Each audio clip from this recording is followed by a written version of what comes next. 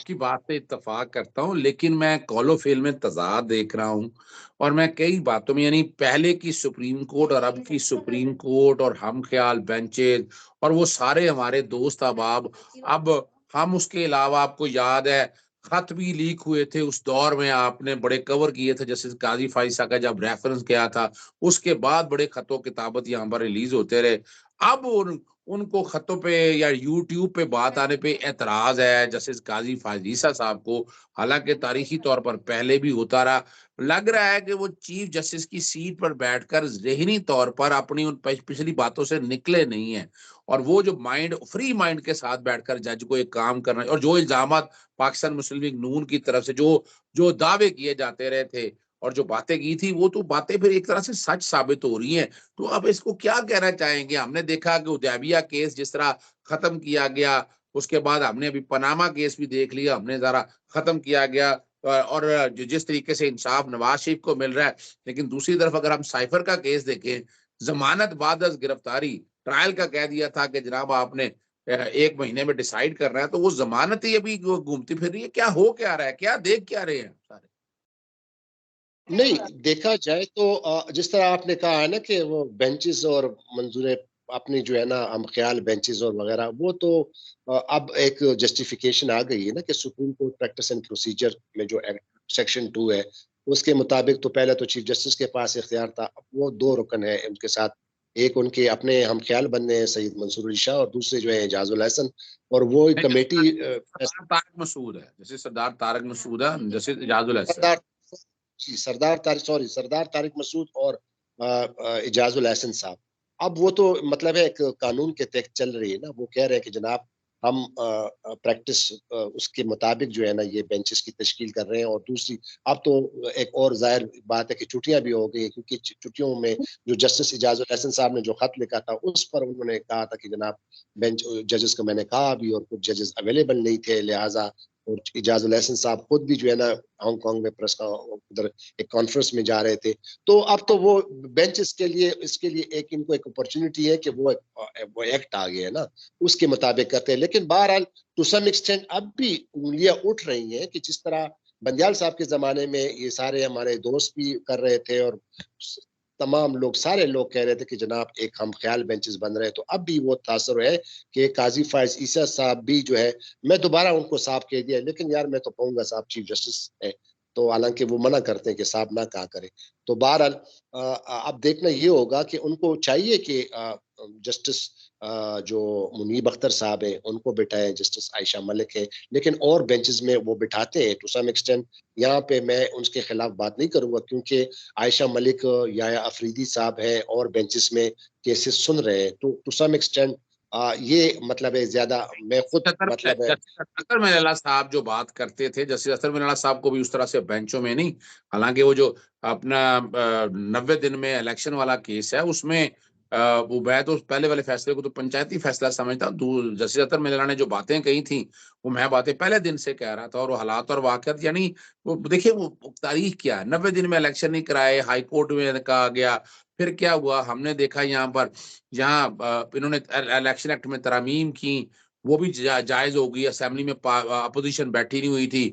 फिर उन्होंने बैठकर क्या किया अपना हल्का बंदियों की तरफ मामला ले गए, हालाँकि वो भी गलत था, गैर आईनी था।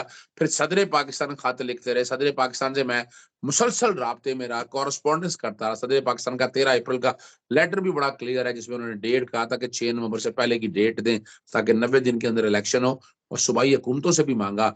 लेकिन इलेक्शन कमीशन एक ऐसा किरदार अदा कर रहा था और अभी भी देखिए पाकिस्तान बार काउंसिल वगैरह ने कहा है कि इलेक्शन कमीशन अपना हर हर इलेक्शन में गैर कानूनी काम को ठप्पा ना लग जाए। जब आप उसको मान ना लें, तो ये नज़र तो आ रहा है ये सारा जो कुछ भी है। अगर ये ऐसी बात है तो फुल कोर्ट बनाएँ ना यार, बैठ के डिसाइड करें, बड़े-बड़े बेंच बनाएँ। इसमें ऐसी क्या बात है और जहाँ तक 3 मेंबर वाला बात है, उसपे जस्टिस इजाज़ुल हसन के एतराज़ात तो आप लोगों के सामने आ चुके हैं, मगर उसके बावजूद बेंच बन गए हैं और बेंच फैसले कर अच्छा ये जो बेंचों वाला मामला है ना, ये हो सकता है, कभी इम्कान है कि जब छुट्टियाँ खत्म हो जाएँ क्योंकि ये जो डिलिमिटेशन अलका-बंदियों वाला केस जो है ना, ये उन्होंने खत्म नहीं किया है। इन्होंने कहा इलेक्शन के बाद सुनेंगे। अब अगर इस तरह की फ़िज़ा कायम होती है कि इलेक्शन को डिले किया जाए, जिस तरह आज आपको पता है बड़ी डेवलपमेंट हुई पाकिस्तान तहरीक इंसाफ के जो मौजूदा भी जो चेयरमैन बनाए गए हैं, बैरिस्टर गौर अली जफर ने जो प्रेस कॉन्फ्रेंस की, वो जो है उन्होंने वो जो कागजात नामजदगी जमा करा रहे थे, मेरे ख्याल में जो साबिक जो वजीर खारजा थे शाह महमूद कुरैशी की जानिब से कुछ और लोग के, तो वो रास्ते में भी उनको मतलब वो नहीं जमा करा सके। तो बुनियादी सवाल तो आपका ये बनता है कि अगर हम इस 3-4 दिन की जो डेवलपमेंट देखें, जो सुप्रीम कोर्ट की जो केसों के हवाले से जो थी, डिलिमिटेशन के हवाले से, और उनके जो सख्त मौकफ थे, ऑब्जर्वेशन थी मंसूर अली शाह साहब का और अतर मिनल्लाह साहब का, और खुद जो एक्टिंग चीफ जस्टिस है सरदार तारिक मसूद साहब का, कि जनाब इस्तेकाम आ रहा है थोड़ा बहुत और हम डिरेल नहीं होने देंगे। तो आज की ये जो डेवलपमेंट है, अजहर सदीक साहब, आप भी तो वकील है ना, मैं बतौर सहाफी और बतौर वकील, आप चूंकि वकील है, मैं आपसे सवाल पूछता हूँ कि ये जो जज साहिबान कह रहे हैं कि नहीं डिरेल होने देंगे, तो this is a very glaring example कि जो आज का जो हुआ है कि भाई मैं आप देखिए, मैं एक इसमें। बात बताऊं सुहेल जी साहब, देखिए जो मेन फैसला है, जो पहले वाला फैसला है, पहले पहले फैसले में बाइंडिंग फोर्स नहीं थी। सेक्शन देखें, आज भी सेक्शन 57 अपना रिकॉर्ड के ऊपर अवेलेबल है, जिसमें कहा है कि इलेक्शन की तारीख देना वो इलेक्शन कमीशन का काम है। हालांकि आइन का आर्टिकल 48 ये सदर को इख्तियार देता है और सूबाई असेंबलियों पर गवर्नर को इख्तियार देता है। ये आज भी मौजूद है। हमारी अदालतों ने नहीं इसको कलअदम करार दिया, लगे इसको कलअदम करार देना चाहिए था, इसको रहना नहीं चाहिए था। फिर सेक्शन 232 में अगर देखा जाए, निगरान हुकूमतें जिस तरह गैर कानूनी काम कर रही है, ये जो पकड़ दकड़ हो रही है, इमरान खान खिलाफ झूठे केसेस, ये सारा कुछ तो देख रहे हैं। तो इसमें इंसान दादरसी के लिए कहाँ जाए, आप बता देना। यही तो अगर देखा जाए, supreme court practice and procedure ने बड़ा नुकसान किया है इस मुल्क के साथ, इस कौम के साथ, कि बुनियादी हक के तहफ़्फ़ुज़ के लिए बड़ा कम कर रही थी। सुप्रीम कोर्ट काम कर रही थी, लेकिन वो भी अब तकरीबन बंद हो गया। और बुनियादी हकूक का तहफ़्फ़ुज़ हमारी अदालतें जिनकी ड्यूटी है वो नहीं कर पा रहे। तो इंसान, हम लोग जाएं तो कहाँ जाएं सारे मसले। यही तो मैं कह रहा हूं ना कि ये जो सारा कुछ हो रहा है, तो ये साइड बाय साइड ये सारी जो चीजें हो रही है, मैं समझ नहीं आ रही जो आज का जो वाकया है, और ये जो जिस तरह हो रहा है कि पाकिस्तान तहरीक इंसाफ को एक किस्म के साइडलाइन किया जा रहा है, और दूसरी जानिब जज साहिबान कहते हैं कि जनाब ये एक आईनी फरीजा है और इलेक्शन कमीशन ने करना है और साफ और शफाफ ट्रांसपेरेंट तरीके से इंतखाबात कराने हैं। तो सवाल तो फिर ये उठता है ना कि ये जो आज नॉमिनेशन पेपर नहीं जमा कराया जा रहा है, नॉमिनेशन पेपर क्या है? ये तो एक पहली सीढ़ी है ना, इलेक्शन के लिए एक पहली सीढ़ी है।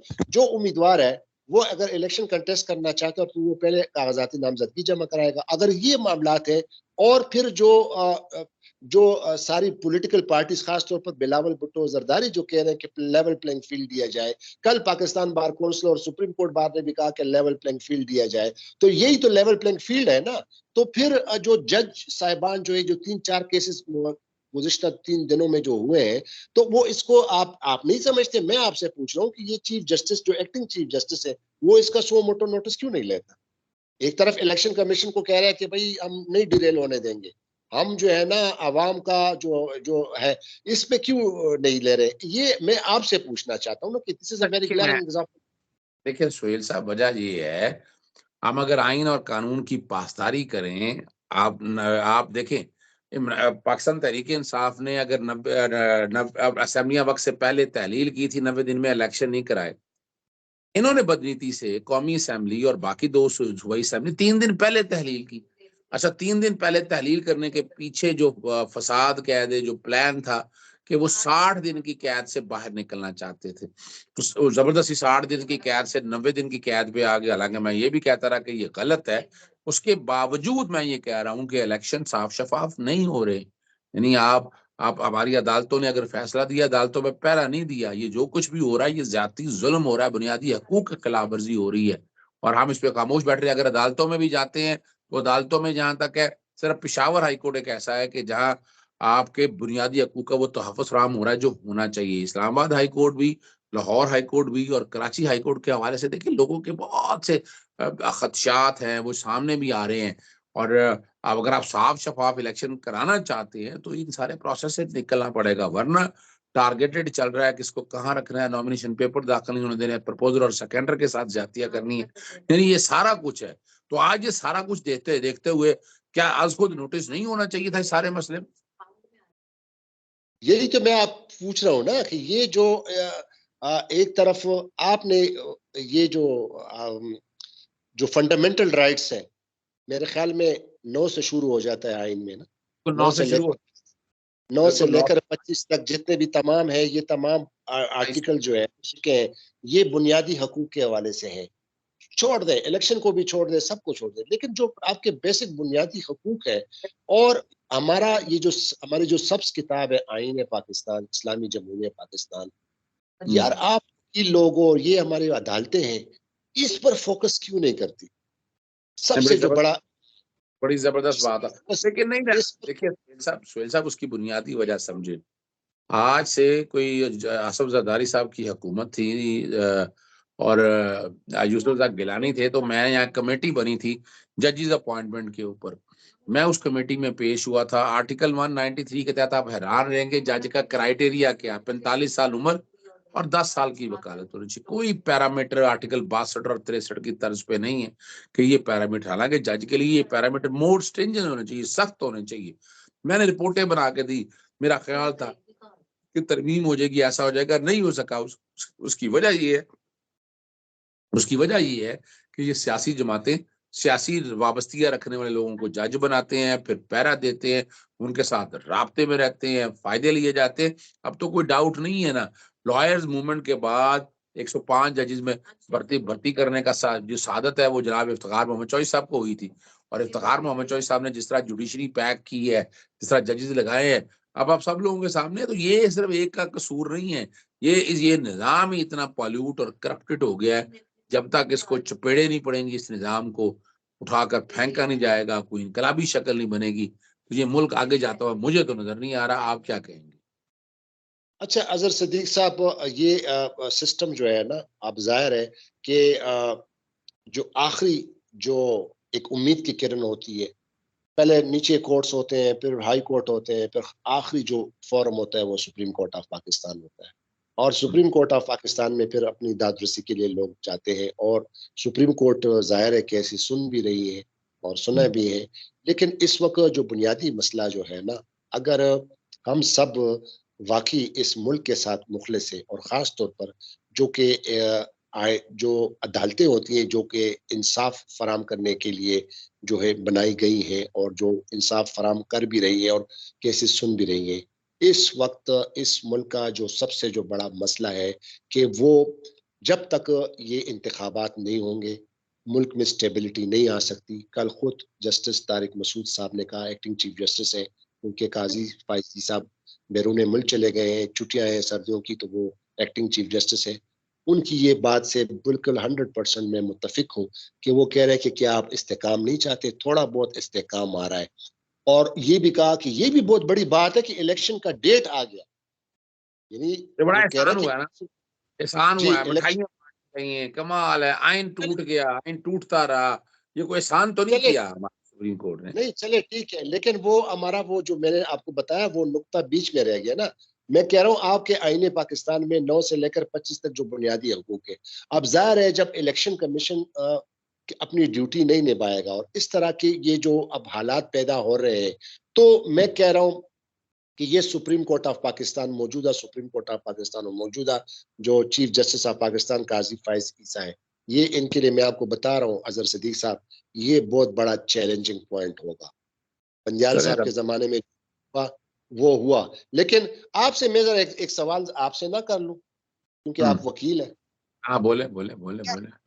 माजरत के साथ आपके वकुला बिरादरी भी, कल पाकिस्तान बार कौंसिल ने इतना बड़ा इल्जाम लगाया कि मौजूदा जो चीफ इलेक्शन कमिश्नर है उसने जेएलएम में अपने जो उनका भाई गांव है, कह रहे कि वहां पे उन्होंने एक के बजाय दो नेशनल असेंबली की नशिस्तें थी। फिर वो पिंडी का भी जिक्र किया, ठीक है, जेएलएम का भी जिक्र किया, गुजरावाला का आप भी जिक्र किया, और उसकी एकदम क्लैरिफिकेशन आ गई चीफ इलेक्शन कमिश्नर की जानिब से। अजहर सदीक भाई मुझे ये बताइएगा कि आप लोग जो कानून की प्रचार करते हैं, जो आइन और कानून की बालादस्ती के लिए हर वक्त आप माजरत के साथ आप लोग भी बड़े सियासत करते हो, तो पाकिस्तान बार कौंसिल ने सिर्फ सुनी सुनाई बातों पर ये इखबारी रिपोर्ट पर ये कह दिया और इतना बड़ा इल्जाम लगा दिया, जब अच्छा इलेक्शन देखिए कमिश्नर साहब ने उनको डिनाई कर देखिए दिया। हाँ और देखिए मुझे ये बताएं, मुझे नहीं, एक और सवाल है, ज़िमनी सवाल के साथ और भी है। हम्म, ये पाकिस्तान बार कौंसिल जो है पहले बिल्कुल अ, एक पेज पे थी, आज काजी फायज़ी साहब के साथ भी और अब वो किस तरह उन्होंने ये शिफ्ट ले लिया। चलो सुप्रीम कोर्ट बार तो हम देखते हैं ना, चलो वो तो कर रही थी, लेकिन मैं पाकिस्तान बार कौंसिल ने ये शिफ्ट क्यों ले लिया और ये जो है इलेक्शन मैं कमिश्नर पे ये मैं इस और एक बात, अच्छा, और इससे पहले कि आप मेरे सवाल का जवाब दें, क्या आप ये नहीं समझते कि इमरान खान का जो नैरेटिव था, स्ट्रॉन्ग नैरेटिव इलेक्शन कमीशन के खिलाफ, वो सच साबित नहीं हुआ? देखिए, मैं एक बात बताऊँ, वो जो बातें इलेक्शन कमीशन के खिलाफ इमरान खान ने जो नैरेटिव बनाया था, मैं समझता हूँ कि 18वीं तरमीम ने जहाँ बहुत नुकसान पहुँचाए हैं, निगरान सेटअप बनाना और इलेक्शन कमीशन का इंतखाब, ये बहुत बड़ा ज़ुल्म है। हमने देख लिया कि इलेक्शन कमीशन अगर एक बाइस्ड है, तो वो अपनी मर्ज़ी से निगरान सेटअप आप देख लें, किसने लगाया? पंजाब का किसने बनाया? मोहसिन नकवी कौन था? इलेक्शन कमीशन ने ये सारा बैठ के फाइनल किया ना, तो आप एक बात तो ज़हन में रख लें। दूसरा, जहाँ तक है बार काउंसिल का, आपको पता है कि यही बार काउंसिल और उस वक़्त की सुप्रीम कोर्ट बार एसोसिएशन जो थी, वो इमरान खान के दौर में वो पीडीएम की जमातों के साथ खड़ी थी। तो आज फिर पीडीएम की जमातें जो चाह रही हैं, वहाँ उनके साथ खड़े हैं। तो ज़हन में रख लें, सियासी वाबस्तगियाँ उस तरफ ज़्यादा हैं और वो ही एजेंडा लेकर चल रहे हैं। और वो एजेंडा क्या है कि इलेक्शन नहीं करवाने इस मुल्क में, इलेक्शन डिले करने हैं मौजूद, और उसी लिए ये सारा कुछ काम किया गया। अब अपना चीफ इलेक्शन कमिश्नर या बाकी के इस्तीफे का मुतालबा किया, वो बुनियादी तौर और बातें जो कही हैं, वो बातें सच हैं। हकीकत है ये, जिस तरह हल्का बंदियां हुई हैं, जिस तरह ये काम किया गया, ये मुल्क में कुछ साफ शफाफ इलेक्शन या जमहूरियत की बहाली के नहीं था, एक एजेंडे पर अमल दरामद के हवाले से ये मामला चल रहा था और हालात उसी सिमत की तरफ जा रहे हैं। लेकिन जब तक हम इकट्ठे नहीं होंगे, हम इस मुल्क में रूल ऑफ लॉ की बात नहीं करेंगे, हम अमल दरामद की बात, हमारी अदालतों से तो हमें नजर आ गया कितना यकीन है, लेकिन जब तक ये नहीं करेंगे, ये मुल्क इसी तरह से इन लोगों के हाथों रौंदता जाएगा और ये आएंगे, अपना काम लेंगे, काम लेके चुप करके करके निकल जाएंगे। आप और हम यहाँ कुटते रहेंगे। हम चाहेंगे कि ये मुल्क बेहतरी की तरफ जाए।